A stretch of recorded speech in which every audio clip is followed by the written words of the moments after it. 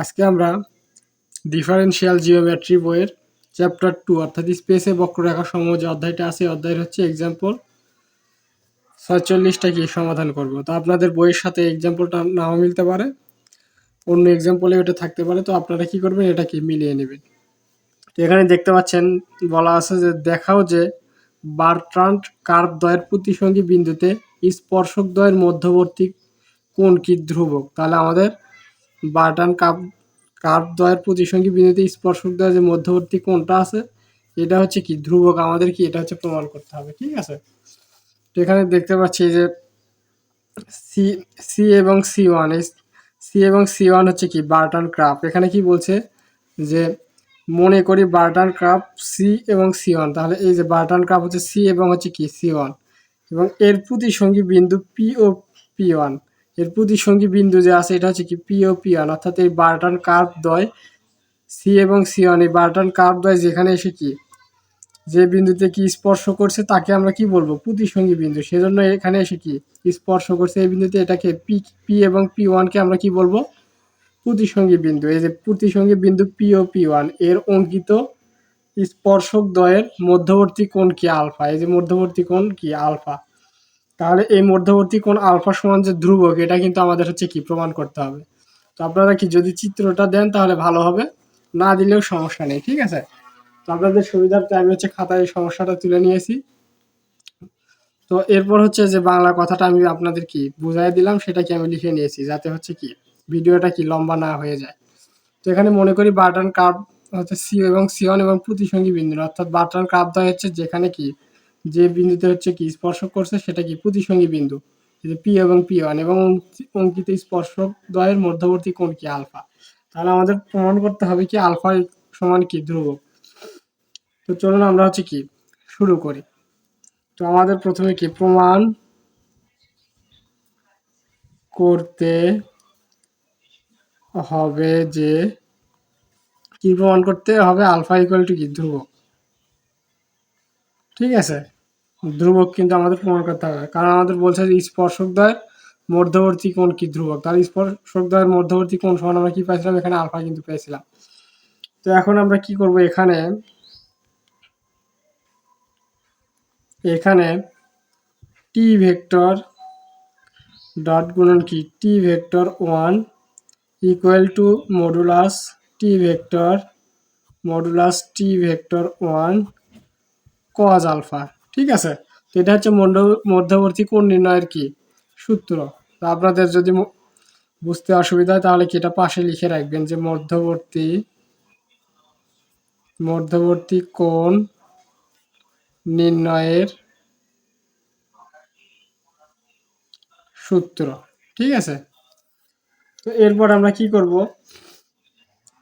আমরা এভাবে লিখি যে টি ভেক্টর এখানে আছে ডট গুণন কি T vector one equal two, আমরা জানি যে হচ্ছে এখানে মডুলাসের ভিতরে কি টি ভেক্টর আছে, তাহলে আমরা জানি যে বি ভেক্টর যদি একটা থাকে মডুলাসের ভিতরে তাহলে এটা কি বি ভেক্টর ডট গুণন কি বি ভেক্টর, ঠিক আছে।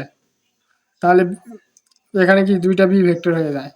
তাহলে দুইটা সমজাতীয় ভেক্টরের ডট গুণন সমান কি জানি, আমরা জানি কিন্তু হচ্ছে ওয়ান, ঠিক আছে।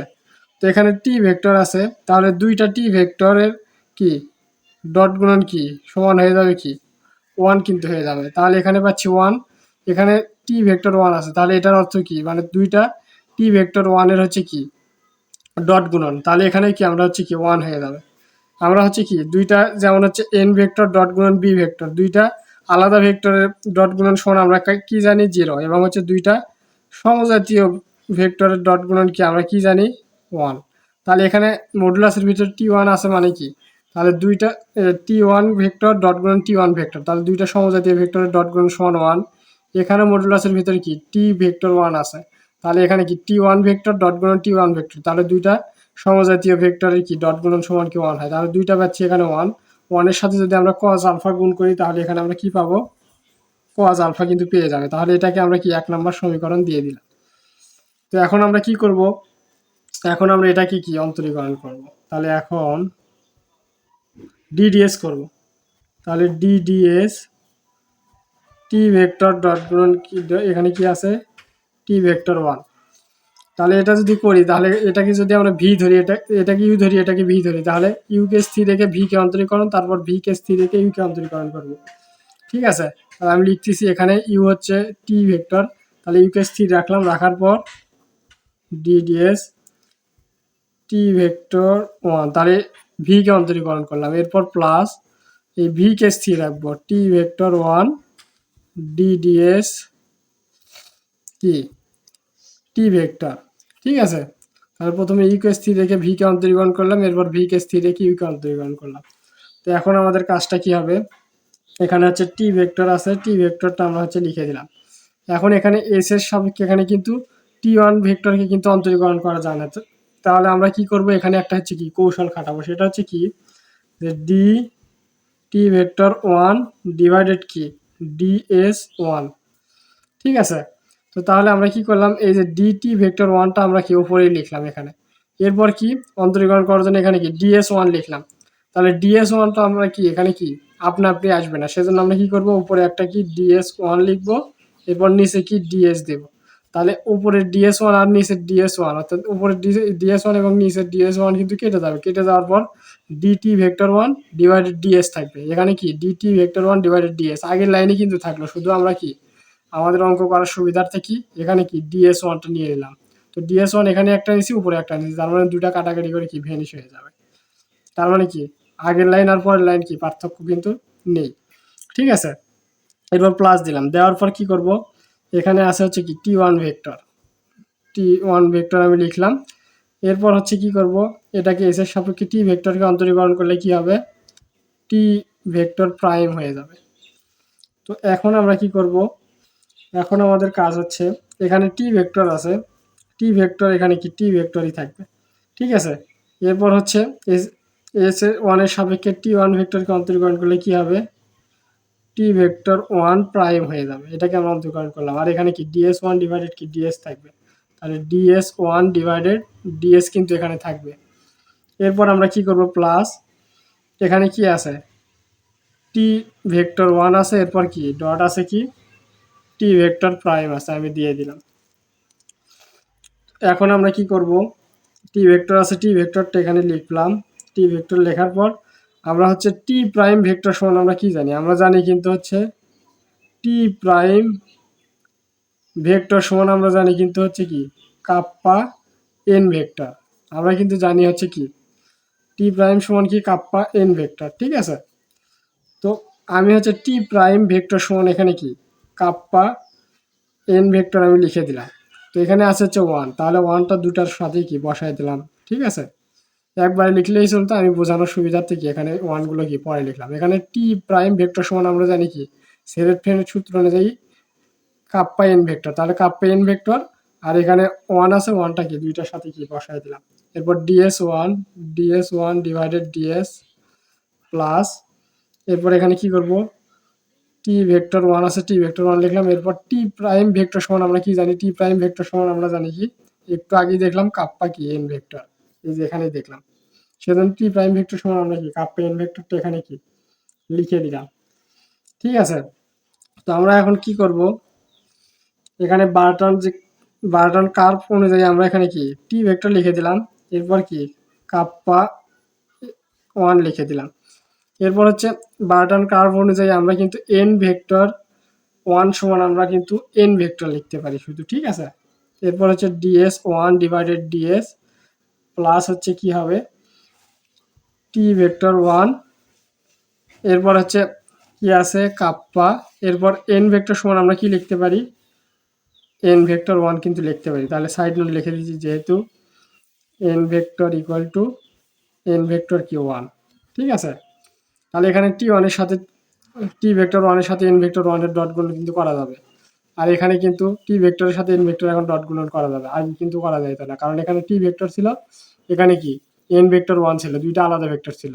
তো এটাকে আমরা সমজাতীয় আনার জন্য কি এখানে হচ্ছে কি এন ভেক্টর সমান এন ভেক্টর 1 কিন্তু লিখলাম বার্ট্রান্ড কার্ভ অনুযায়ী। ঠিক আছে, তো এখানে আমরা কি করব, এখন হচ্ছে আমরা জানি টি ভেক্টর ডট গুণন হচ্ছে এন ভেক্টর, তাহলে দুইটা আলাদা জাতীয় ভেক্টরের ডট গুণন কি হয় 0, তাহলে 0-এর সাথে এটাও গুণ করলে 0, এটাও গুণ করলে 0, তার মানে এখানে আমরা কি পাচ্ছি 0 পাচ্ছি। এরপর আমরা প্লাস দিলাম, দেওয়ার পর এখানে টি ভেক্টর 1 আছে, এখানে এন ভেক্টর 1 আছে, দুইটা আলাদা ভেক্টরের ডট গুণন সমান আমরা কি জানি 0, তাহলে 0-এর সাথে কাপ্পা গুণ করলে কি 0ই হবে, এর জন্য কি আমরা এখানে কি 0টা লিখাই দিলাম।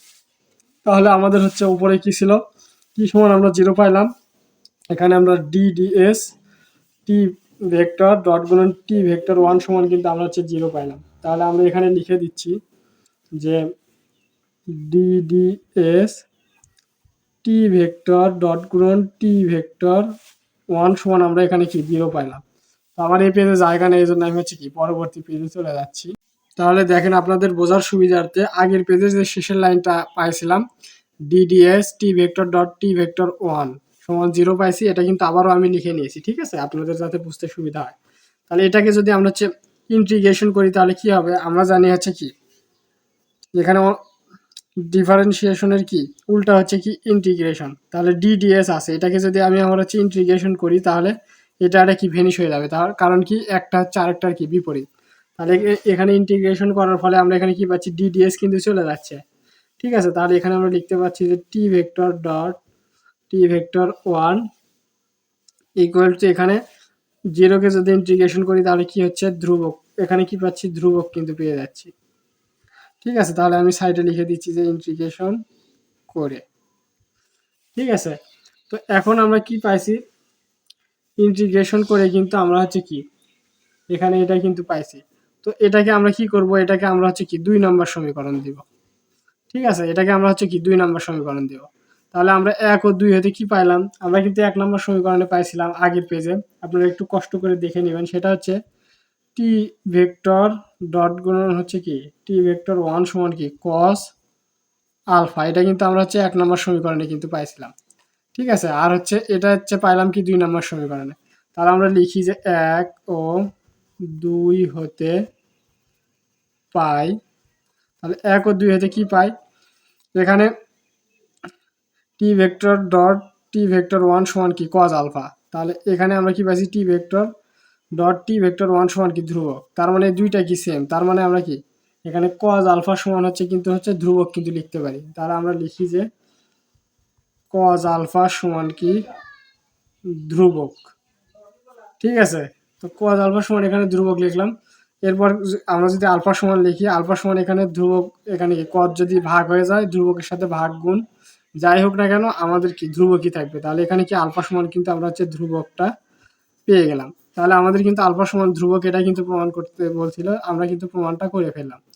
তো আশা করি সবাই বুঝতে পারছেন, আমি খুব সহজে বোঝানোর ট্রাই করেছি। এরপরেও যদি কোথাও বুঝতে সমস্যা হয় আমার কমেন্ট বক্সে কমেন্ট করবেন, আমি আবারও কি বোঝানোর ট্রাই করবো ইনশাআল্লাহ। তো সবাই ভালো থাকবেন, সুস্থ থাকবেন।